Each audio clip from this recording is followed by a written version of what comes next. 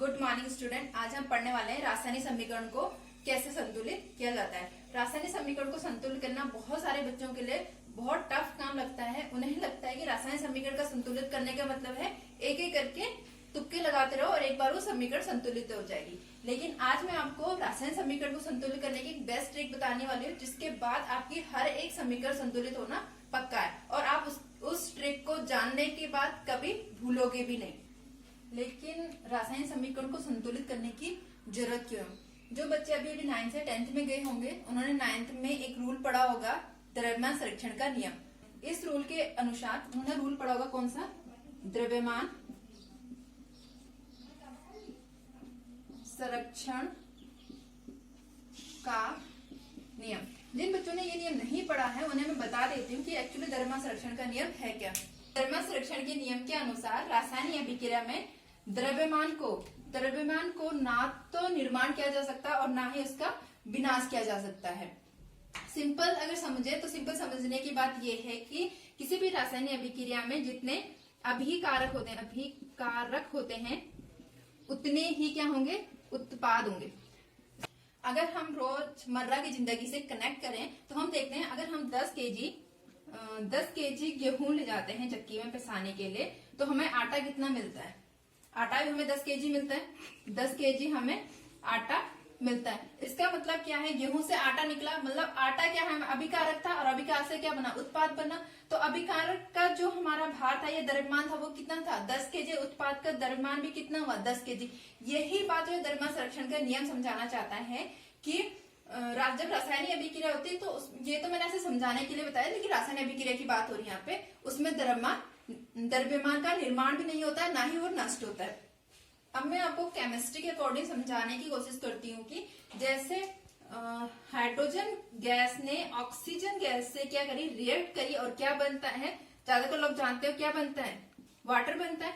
अब वाटर में हम देख रहे हैं क्या हो रहा है कि यहाँ 2 हाइड्रोजन है, यहाँ भी 2 हाइड्रोजन। यहाँ तो द्रव्यमान संरक्षण का नियम क्या पूरी तरह से फॉलो हो रहा है, लेकिन यहाँ हम देख रहे हैं ऑक्सीजन 1 है और ऑक्सीजन ऑक्सीजन 2 है और ऑक्सीजन 1 है। इससे क्या पता चल रहा है? यहाँ पता चल रहा है कि हमारे पास अभिकारक क्या थे? डबल थे, जबकि उत्पाद क्या बना? उसका आधा बना है। मतलब आधा उत्पाद क्या हो गया? कहीं नष्ट हो गया। जबकि द्रव्यमान संरक्षण का नियम क्या कहता है कि रासायनिक अभिक्रिया में द्रव्यमान नष्ट नहीं होता है। तो अगर हम इसको संतुलित नहीं करते और ऐसे इसको छोड़ देते हैं तो ये क्या हो रहा है? द्रव्यमान संरक्षण के नियम को वैध नहीं ठहरा रहा है। तो द्रव्यमान संरक्षण के नियम को वैध ठहराने के लिए हमें रासायनिक समीकरण को संतुलित करना पड़ता है। अब रासायनिक समीकरण को संतुलित कैसे करते हैं ये आपको आज सिखाया जाएगा। अच्छा, अब आप समझ चुके हो कि द्रव्यमान संरक्षण का नियम है क्या। तो अब बताया रासायनिक समीकरण को संतुलित क्यों किया जाता है? ताकि द्रव्यमान संरक्षण का नियम वैध हो, यानी वैलिड हो। इसलिए रासायनिक समीकरण को संतुलित किया जाता है। अब आपको रासायनिक समीकरण को कैसे संतुलित किया जाता है ये बताया जाएगा। जैसे कार्बन ऑक्सीजन के साथ जब रिएक्ट होता है तो क्या बनाता है? अधिकांश लोगों को पता होगा, ये बनाता है कार्बन डाइऑक्साइड। यहाँ आप देख रहे हो। अच्छा, ये है समीकरण। इसको संतुलित करने का जो ट्रिक ये है कि जब भी आप रासायनिक समीकरण को संतुलित करो तो सबसे पहले आपको धातु को संतुलित करना है। धातु जैसे क्या होती है? धातु यानी मेटल, जैसे zinc, copper, calcium, sodium, aluminium, इस तरह से और भी धातुएं हो सकती है। सबसे पहले धातु को करोगे, उसके बाद जब धातु तुम्हारी संतुलित हो जाएगी उसके बाद आप जाओगे अधातु पे।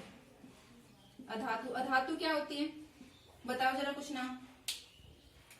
जैसे कार्बन, सल्फर, नाइट्रोजन, क्लोरीन, इस तरह से आपको और भी अधातुएं आपको पता होंगी। तो सबसे पहले हमने धातु को सॉल्व करना है, उसके बाद अधातु को सॉल्व करना है। जब अधातु सॉल्व किया था उसके बाद हमने दोबारा धातु पे जाना है कि हमारे धातु सॉल्व है, संतुलित है या नहीं है, या फिर वो डिसबैलेंस तो नहीं हो गए। जब ये दोनों संतुलित हो जाएंगे तो उसके बाद हमें संतुलित करना है ऑक्सीजन को। जब ऑक्सीजन को संतुलित कर दे उसके बाद फिर से हमने रिपीट करना है, फिर से हमने धातु को देखना है, फिर अधातु को देना है, फिर ऑक्सीजन को देना है। जब ये तीनों स्टेप हमारे संतुलित हो जाएंगे तो हमने लास्ट में संतुलित करने हैं आपके हाइड्रोजन को। यही चारों चीज होती है समीकरण में। क्या धातु, अधातु, ऑक्सीजन और हाइड्रोजन। सबसे पहले क्या सॉल्व करेंगे, धातु, उसके बाद अधातु, फिर ऑक्सीजन और फिर लास्ट में हाइड्रोजन। अब ये समीकरण देखिए, सबसे पहले इसमें हमें क्या सॉल्व करना है, क्या सॉल्व करना है, धातु को। धातु देखिए, इसमें धातु क्या है, कोई धातु है, इस समीकरण में कोई भी धातु नहीं है। उसके बाद क्या देखना है, अधातु। अधातु क्या है हमारे इसमें, अधातु में इसमें दिख रही है कार्बन। अब देखिए यहाँ कितने कार्बन है, एक कार्बन है। अभिकारक में कितने कारक है, कार्बन है एक। उत्पाद में कितने हैं, एक। तो कार्बन क्या है हमारे, संतुलित। ऑक्सीजन, उसके बाद हमने क्या करना है, ऑक्सीजन। ऑक्सीजन देख इधर कितने हैं, दो, इधर भी कितने हैं, दो। इसका मतलब क्या है, ये समीकरण क्या है, संतुलित है। इसे हमें संतुलित करने की जरूरत नहीं पड़ी। इसी तरह से अगर कार्बन और ऑक्सीजन आपस में रिएक्ट करें, ये कार्बन डाइऑक्साइड ना बना के कार्बन मोनोऑक्साइड बनाए, तो इस समीकरण में आप इस समीकरण को भी इसी तरह सॉल्व करेंगे। आप देखोगे कि इसमें क्या है, अधातु है। अधातु क्या है, कार्बन, एक एक कार्बन है। लेकिन आप उसके बाद ऑक्सीजन पे जाओगे तो ऑक्सीजन को देखोगे, दो ऑक्सीजन है। यहाँ कितने ऑक्सीजन है, एक ही ऑक्सीजन है। इसके मतलब ये समीकरण क्या है, संतुलित नहीं है। अब यहाँ दो ऑक्सीजन, हमें यहाँ कितने ऑक्सीजन चाहिए, दो चाहिए। तो क्या करें, इसके पीछे दो लगा दें, संतुलित होगी। लेकिन नहीं, ये गलत तरीका है। हमें जब भी रासायनिक समीकरण को संतुलित करेंगे तो हमें इसके पीछे नहीं लगाना है कभी। हमारे पास जो भी एलिमेंट होगा या कंपाउंड हो या मॉलिक्यूल होगा, हमने उसके आगे नंबर लिखना है। तो यहाँ हमें ऑक्सीजन को संतुलित करने के लिए कितने ऑक्सीजन चाहिए, दो। तो हम इसके आगे दो लिख दें तो ऑक्सीजन कितने हो गए, दो। मैंने क्या बोला था, सबसे पहले धातु, फिर अधातु, फिर ऑक्सीजन। जब हम कर देंगे उसके बाद हम फिर से रिपीट करेंगे। इस समय के हमारे पास धातु है नहीं, तो हाँ धातु को देखते हैं। यहाँ हमारे पास एक कार्बन है और यहाँ कितने कार्बन हो गए, दो कार्बन। इसका मतलब ये क्या होगी, फिर से अनबैलेंस होगी। तो हम क्या करते हैं, इसको भी हम बैलेंस करने के लिए इसके आगे भी दो लिख देते हैं। अब आपको दिख रहा होगा दो कार्बन, दो कार्बन, दो ऑक्सीजन और दो ऑक्सीजन। इस तरह से ये समीकरण क्या होती है, संतुलित होती है। नेक्स्ट समीकरण हमारी, मैग्नीशियम को जब ऑक्सीजन से रिएक्ट कराते हैं तो ये बनता है मैग्नीशियम ऑक्साइड। अब इसमें देखिए, सबसे पहले क्या सॉल्व करना है, धातु। धातु क्या है हमारे पास, क्या है, मैग्नीशियम। मैग्नीशियम हमारे पास यहाँ पर धातु है। मैग्नीशियम आपको देख रहे होंगे, इधर भी एक है और इधर भी एक मैग्नीशियम। तो मैग्नीशियम तो क्या है हमारा, संतुलित है। नेक्स्ट स्टेप पे चलो, नेक्स्ट क्या, अधातु। कोई अधातु दिख रहा है, हमारे पास कोई अधातु नहीं है। थर्ड स्टेप पे चलो, ऑक्सीजन। ऑक्सीजन इधर दो है, उधर एक ऑक्सीजन है। अब मैंने आपको अभी बताया था, तो कैसे सॉल्व करेंगे इसे, इसके पीछे दो लगा दें, दो दो हो जाएंगे। नहीं, मैंने आपको बताया था कि जब भी हम रासायनिक समीकरण को संतुलित करेंगे तो उसके पीछे ना लिख के हम कंपाउंड के आगे लिखेंगे। तो हम यहाँ पे दो लिख देते हैं। अब देखो, ऑक्सीजन दो, ऑक्सीजन दो। इसके पहले अब मैंने क्या बोला था, हम जब भी कोई नया स्टेप क्या करेंगे, संतुलित करेंगे, तो हम पहले वाले से रिपीट करेंगे। तो अब हम जाते हैं धातु पे। धातु में दिख रहे हैं मैग्नीशियम, यहाँ पे एक है और यहाँ पे कितने मैग्नीशियम हो गए, दो मैग्नीशियम। इसका मतलब हमारा समीकरण क्या है, संतुलित नहीं रहे। तो यहाँ पे भी हम दो मैग्नीशियम जोड़ देते हैं, मैग्नीशियम संतुलित होगी। ऑक्सीजन देखो, दो ऑक्सीजन और दो ऑक्सीजन। तो इस तरह से ये समीकरण क्या होती है, संतुलित होती है। नेक्स्ट समीकरण देखो, अगर हम फेरस जो है वाटर के साथ रिएक्ट करता है तो ये बनाता है आपका फेरिक ऑक्साइड Fe3O4 प्लस, इससे हाइड्रोजन गैस रिमूव होती है। अब इस समीकरण को देखिए, इसमें सबसे पहले हमें क्या ढूंढना है, क्या देखना है, सबसे पहले धातु। धातु क्या है, Fe। यहाँ कितना है, फेरस हमारा एक है और यहाँ हमें कितना दिख रहा है, 3 दिख रहा है। तो इसका मतलब यहाँ कम है। तो इसको संतुलित करने के लिए क्या कर देंगे, इसके आगे 3 लगा देंगे। अब हमारे धातु संतुलित हो गए, 3 इधर है और 3 ही इधर है। धातु के बाद हम दूसरा क्या करते हैं, अधातु को। अधातु है कोई अधातु नहीं है समीकरण में। अधातु के बाद तीसरा स्टेप ऑक्सीजन। ऑक्सीजन को देखोगे तो यहाँ ऑक्सीजन आपको 1 दिख रहा है और यहाँ ऑक्सीजन कितने दिख रहे हैं, 4 दिख रहे हैं। क्या करें, 4 है तो हम वाटर के आगे कितने लगा दें, 4 लगा दें, बैलेंस हो जाएगी। अगर हम यहाँ पे 4 लिख देते हैं तो ऑक्सीजन कितने हो गए, 4। यहाँ भी ऑक्सीजन कितने हो गए, 4। अब क्या करना है, अब हमें फिर पहले स्टेप में जाना है, देखना है कि कोई गड़बड़ तो नहीं हुई। पहले क्या है, यहाँ हमारा Fe3 है, यहाँ भी Fe3 है। Oxygen 4, oxygen 4। Last step hydrogen. Hydrogen देखोगे तो यहाँ हाइड्रोजन कितने हो गए, 4 दूने 8। इसको इंटू करते, 4 और 2 ये पीछे है, 4 और 2 8। यहाँ हाइड्रोजन देखोगे तो 2 ही हाइड्रोजन आपको दिखेंगे। इसको भी हमें 8 बनाना है। 8 कैसे बनेंगे? अगर हम 2 × 4 कर दें तो 8 हो जाएगा, तो इसके आगे हम 4 लगा देते हैं। अब देखो हो गया, हाइड्रोजन भी 4। अब पहले से फिर से रिपीट करो, आपका Fe3 oxygen 4 oxygen 4, hydrogen 4 दूने 8, hydrogen 8। Next reaction है आपका, अगर मैग्नीज ऑक्साइड एसिड HCl से रिएक्ट करे तो ये क्या बनाएगा? ये बनेगा मैग्नीज क्लोराइड प्लस वाटर और क्लोरीन गैस। अब इसे संतुलित करो। इसमें देखें धातु क्या है? धातु क्या है हमारा? मैग्नीज। मैग्नीज कितना है? 1। यहाँ कितना है? 1। अधातु क्या है हमारे पास? यहाँ क्लोरीन। यहाँ कितने क्लोरीन? 1। लेकिन यहाँ कितने क्लोरीन? आप देखोगे 2 क्लोरीन यहाँ पे और 2 क्लोरीन यहाँ पे, यानी टोटल कितने क्लोरीन हो गए हमारे पास? 4। उत्पाद में हमारे पास 4 क्लोरीन, जबकि अभिकारक में कितना है? 1 ही क्लोरीन है। तो इसे सोल्व करने के लिए हम इसके आगे 4 लगा दे। हम देख रहे हैं कि 4 क्लोरीन हो गए, 4। अब फिर से रिपीट करो, मैग्नीज कितना है? 1। मैग्नीज कितना है? 1। क्लोरीन 2 और 2 4, क्लोरीन 4। अब तीसरा स्टेप क्या बचता है? ऑक्सीजन। ऑक्सीजन यहाँ कितने दिख रहे हैं? 2 ऑक्सीजन। और यहाँ कितने ऑक्सीजन दिख रहे हैं? यहाँ 1 ही ऑक्सीजन है। इसका मतलब इसके आगे हम 2 लगा देंगे। अब कितने ऑक्सीजन हो गए? 2। यहाँ कितने ऑक्सीजन है? 2। फिर रिपीट करो, कुछ गड़बड़ तो नहीं हुआ? मैग्नीज 1, मैग्नीज 1, ठीक है। क्लोरीन आपके पास 4, क्लोरीन 2 ये रहे, 2 ये रहे, 4। Oxygen 2, oxygen 2। अब लास्ट स्टेप क्या बचता है? हाइड्रोजन। हाइड्रोजन देखो यहाँ कितने हाइड्रोजन है? 4। यहाँ कितने हाइड्रोजन है? 4। तो इस तरह से ये समीकरण क्या होती है? आपको एक बार और इस समीकरण को चेक करो, कर ली? देखो इस तरह से ये समीकरण क्या होती है? संतुलित होती है। अब हम थोड़ा टफ की ओर बढ़ना शुरू करते हैं, जहां से एक्चुअल में रासायनिक समीकरण फंसना शुरू होती है, जहां से लोगों से संतुलित नहीं होती है। तो इसका पहला एग्जांपल देख लो। जब मीथेन वायु में जलना शुरू होती है, वायु में जलने का मतलब है ऑक्सीजन से रिएक्ट करना, तो ऑक्सीजन से अभिक्रिया करती है, तो ये बनाती है आपका कार्बन डाइऑक्साइड और वाटर। अब यहाँ देखो धातु है कोई धातु नहीं है, अधातु कार्बन है, कार्बन 1, कोई प्रॉब्लम नहीं है। तीसरा स्टेप ऑक्सीजन, ऑक्सीजन 2 और ऑक्सीजन 2 और 1 3। अब क्या करें हम यहाँ 3 करने के लिए?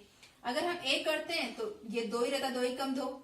अगर हमने 1 हटाने के बाद हम यहाँ पे 1 ना करके 2 करते हैं तो 2 दूने 4, अब ये इससे ज्यादा हो गए, फिर प्रॉब्लम फंस गई। अगर 3 करें तो ये 3 दूना 6 हो जाएगा। तो हम करते हैं क्या है, यहाँ पे हमारे पास कितने हैं? 3, तो हम इसे 3/2 लिख देते हैं। इस 2 से ये 2 कैंसिल हो गया, तो कितने बच जाएंगे? 3। लेकिन कैसे अलाउड है? ऐसा कर सकते हैं, बिल्कुल कर सकते हैं, बस ये है कि हमने कभी इस तरह से सीखा नहीं है, तो 3/2 कर देते हैं। लेकिन इस तरह से हमारी समीकरण क्या आती है? ये अच्छी नहीं लग रही है, तो हम क्या करते हैं, इस पूरी समीकरण को जो हमारे ये बटे में होता है उससे हम इंटू कर देते हैं। अब इस समीकरण को इंटू कर लो, इसके साथ इंटू करेंगे तो क्या बनेगा? 2 methane plus 2 into 3/2 oxygen into 2 carbon dioxide 2 water. यहाँ पे देखो इस 2 से ये 2 कैंसिल हो जाएगी। फाइनल रिएक्शन क्या हो रही है हमारी? 2 methane plus 3 oxygen is equal to 2 carbon dioxide और 2 वाटर। अब देखो कितना हमारा संतुलित हुआ है। यहाँ पे देखो ऑक्सीजन संतुलित करा था, ऑक्सीजन ही देख लो पहले, 3 दूना 6। पूरी रिएक्शन को देखो हमने क्या क्या करा है। यहाँ देख लो कार्बन कितने हैं? 2 कार्बन, यहाँ 2 कार्बन के बाद ऑक्सीजन, 3 दूना 6 ऑक्सीजन। यहाँ देखोगे तो 2 दूना 4 ऑक्सीजन यहाँ दिख रहे हैं आपको, और यहाँ कितने ऑक्सीजन दिख रहे हैं? 2 ऑक्सीजन यहाँ देखो, टोटल कितने हो गए? 6 ऑक्सीजन। ऑक्सीजन संतुलित हो गया।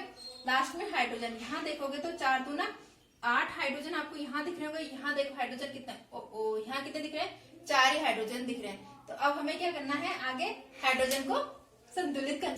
यहाँ कितने हाइड्रोजन है? 8 हाइड्रोजन, और यहाँ कितने हाइड्रोजन है? 4 हाइड्रोजन।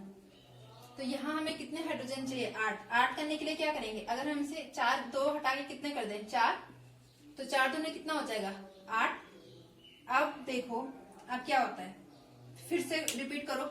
यहाँ आप देखोगे कार्बन 2 ऑक्सीजन 3 दूना 6, यहाँ ऑक्सीजन लिख लो 6 ऑक्सीजन, यहाँ कितने हैं 2 दूना 4 ऑक्सीजन और यहाँ कितने हैं 4 ऑक्सीजन। तो यहाँ ऑक्सीजन कितने हो गए, अब यहाँ हो गया आपके 8 ऑक्सीजन और यहाँ क्या रह गए 6 ही ऑक्सीजन रह गए। अब फिर से ऑक्सीजन को सॉल्व करो। ऑक्सीजन को आप देख रहे हो यहाँ 8 है, यहाँ 4 है, मतलब यहाँ कम है। इसको 8 बनाने के लिए क्या करना पड़ेगा, अगर हम इसको 3 हटा के यहाँ पे क्या करें 4 करें तो ये कितना हो गया, हो जाएगा 4 दूना कितना हो जाएगा 8। अब यहाँ कितने हो गए 8 ऑक्सीजन, यहाँ कितने हो गए 8 ऑक्सीजन। अब दोबारा चेक करो, कार्बन कितने हैं 2, कार्बन कितने हैं 2, कार्बन के बाद हमारे पास आता है ऑक्सीजन कितने हैं 8, ऑक्सीजन कितने हैं 2 दूने 4 और 4 ही होते हैं 8। लास्ट में आता है हाइड्रोजन, हाइड्रोजन कितने हैं 4 दूने 8 और यहाँ हाइड्रोजन कितने हैं 4 दूने 8। इसका मतलब ये समीकरण भी हमारी क्या होती है, संतुलित होती है। नेक्स्ट समीकरण को देखो, इसमें धातु क्या है हमारे पास, क्या है Fe कितने हैं यहाँ 1 और इसमें कितने हैं 2। इसका मतलब हम इसके आगे क्या लगाएं 2। हमारे इस तरह से क्या होता है Fe संतुलित होता है। उसके बाद क्या जाएंगे अधातु, अधातु क्या है हमारे पास यहाँ पे सल्फर, यहाँ हमें दिख रहे हैं सल्फर कितने हैं 2 है और यहाँ कितने सल्फर है 1 ही है। तो इसका मतलब इसके आगे नहीं, यहाँ 2 नहीं है, यहाँ 2 इसके आगे, यहाँ टोटल सल्फर कितने हैं 2 और 2 4, यहाँ पे हमारे पास 4 सल्फर है और यहाँ पे कितने सल्फर है, यहाँ पे सल्फर कितना है 1 ही। तो इसका मतलब हम इसके आगे कितने लगा ले 4 लगा ले सल्फर। अब हमारा उसके बाद फिर शुरू करो, फिर देखो Fe कितने हैं हमारे पास 2, Fe 2 और सल्फर 2 और 2 4, सल्फर 4, इतनी सही है। इसके बाद तीसरा स्टेप ऑक्सीजन, ऑक्सीजन देखो यहाँ 2 ऑक्सीजन है, यहाँ आप देखोगे 3 ऑक्सीजन ये है और 4 दूने 8 ऑक्सीजन ये है। तो टोटल कितने ऑक्सीजन 8 और 3 11, यहाँ कितने ऑक्सीजन हो जाते हैं 11 ऑक्सीजन और यहाँ कितने ऑक्सीजन है 2 ही ऑक्सीजन है। अब इसे 11 कैसे बनाएं, अगर हम इसे 4 करते हैं 4 दूने 8, अगर इसे 5 करते हैं 5 दूने 10 कम हो रहा है, अगर हम इसे 6 करते हैं तो 6 दूने 12। तो क्या कर रहे हैं हम इसे सोल्व करने के लिए, तो इसे हम वैसे ही सोल्व करेंगे जैसे हमने इससे पहले वाले रिएक्शन सोल्व करी थे। तो हम इसे कर लेते हैं 11/2। अगर हम यहाँ पे बताती हूँ 11/2 इंटू 2 करें तो 2 से 2 कैंसिल होता है और 11 बन जाता है। इस तरह से ये 11 ऑक्सीजन होते हैं, ये भी 11 ऑक्सीजन होते हैं। लेकिन तुमने कहीं पे भी रासायनिक समीकरण को इस तरह से नहीं देखा होगा जिसमें अपॉन लिखा होगा। तो हम क्या करते हैं इस समीकरण को अच्छी दिखाने के लिए, सिर्फ कि ऐसे इस तरह की समीकरण हमें अच्छी नहीं लगती, सिर्फ अच्छी दिखने के लिए ऐसे भी छोड़ देंगे तो समीकरण सही है। लेकिन अच्छी दिखने के लिए हम क्या करते हैं पूरी समीकरण को इस वाले अंक से जो हमारे अपॉन में होता है उससे इंटू कर देते, तो हम इसे इंटू 2 कर देंगे। अब क्या बनती है 2 से करेंगे तो 2 दूने 4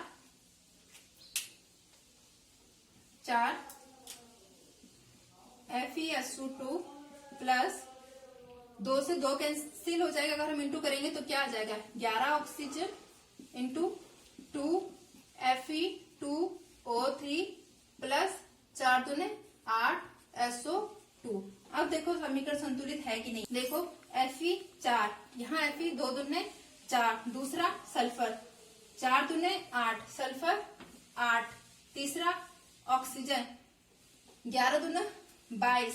अब यहाँ ऑक्सीजन गिनो जरा 22 हो रहे कि नहीं हो रहे, ये है 3 दूना 6 ऑक्सीजन आपके यहाँ होते हैं, ये 8 दूना 16 और 6 22, पूरे हो गए 22 ऑक्सीजन। तो इस तरह से आपकी ये वाली समीकरण क्या होती है संतुलित होती है। यहाँ पे मैं आपको कुछ समीकरण दे रही हूँ जिसको संतुलित करके आपको मुझे नीचे कमेंट्स बॉक्स में बताना है। इससे आगे अब हम नेक्स्ट वीडियो में पढ़ेंगे।